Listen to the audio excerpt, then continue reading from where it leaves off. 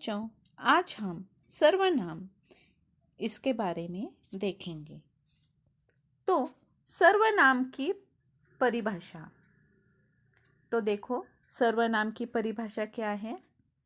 संज्ञा के स्थान पर किए जाने वाले शब्द को सर्वनाम कहते हैं। जैसे आप, तू, यह, मैं, वह, कुछ, कोई आदि। उदाहरण देखिए।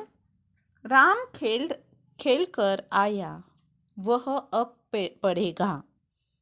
राहुल ने अपने दोस्तों से कहा, मैं अभी खेलूंगा। यानी राम और वह, इसका क्या किया है तो वहाँ पर सर्वनाम आया है। राहुल और मैं, यहाँ पर सर्वनाम के बारे में बताया है। सर्वनाम के भेद: पुरुषवाचक सर्वनाम, निश्चयवाचक सर्वनाम, अनिश्चयवाचक सर्वनाम। चौथा है प्रश्नवाचक सर्वनाम। पांचवा है संबंधवाचक सर्वनाम। छठा है निजवाचक सर्वनाम। यानी सर्वनाम के 6 भेद हैं। तो बच्चों, आज हम इस वीडियो में तीन सर्वनाम के भेद देखेंगे। तो देखो, पुरुषवाचक सर्वनाम किसे कहते हैं? जिस सर्वनाम का प्रयोग बोलने वाले, सुनने वाले या किसी अन्य के लिए होता है, उसे पुरुषवाचक सर्वनाम कहते हैं। जैसे मैं, तुम, वह आदि।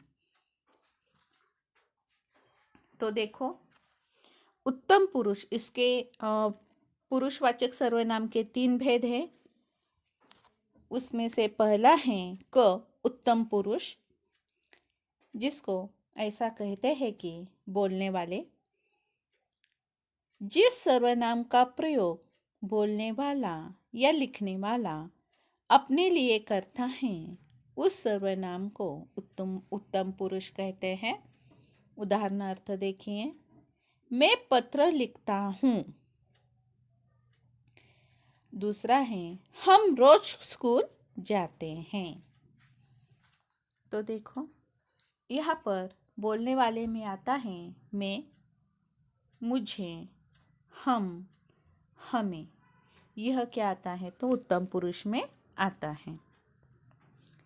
ख मध्यम पुरुष, यानी सुनने वाला,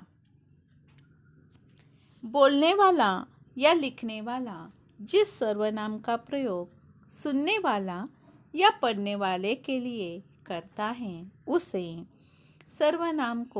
सर्वनाम को मध्यम पुरुषवाचक सर्वनाम कहते हैं। जैसे कि तुम उधर मत जाओ, तू, तुम, तुमको, तुमसे, आप। यह क्या आता है तो मध्यम पुरुष में आता है। ग है अन्य पुरुष, यानी जिसके विषय में बात की जा रही है, वह अन्य पुरुष में आता है। देखो, बोलने वाले और सुनने वाले अपने या सामने वाले के अलावा अन्य तीसरे व्यक्ति के लिए जिस सर्वनाम का प्रयोग करते हैं, उस सर्वनाम को अन्य पुरुषवाचक सर्वनाम कहते हैं। जैसे कि ओ है वह फल खाता है। दूसरा है वे लोग दिन भर खेलते हैं।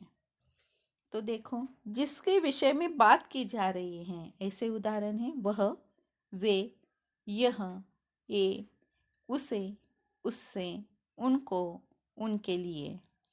यह क्या आता है तो यानी जिसके विषय में बात की जाए, वह अन्य पुरुष में आता है। तो देखो, दूसरा है निश्चयवाचक सर्वनाम। जो सर्वनाम किसी निश्चित वस्तु, व्यक्ति या घटना के लिए प्रयुक्त होता है, वे निश्चयवाचक सर्वनाम कहलाते हैं। यह दूसरा दूसरा प्रकार है या दूसरा भेद है निश्चयवाचक सर्वनाम। इसका उदाहरण देखिए। पहला है, वह मेरा भाई है।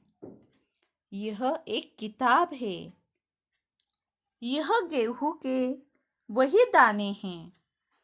तुम्हारी कुल्हाड़ी वह है। ठीक है, तो इसमें क्या आता है? तो निश्चयवाचक सर्वनाम वह, यह,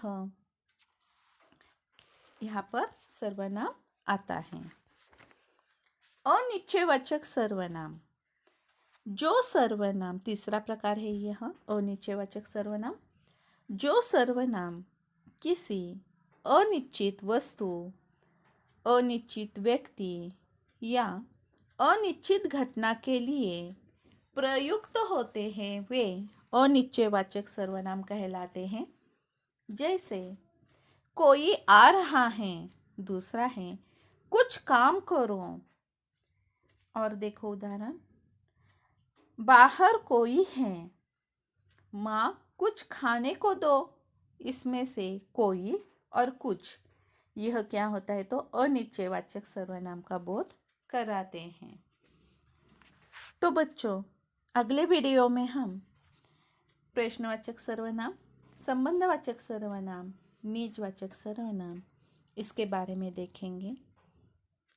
ये 3 प्रकार, पुरुषवाचक सर्वनाम, अनिश्चयवाचक सर्वनाम, निश्चयवाचक सर्वनाम, यह प्रकार आपके समझ में आया होगा।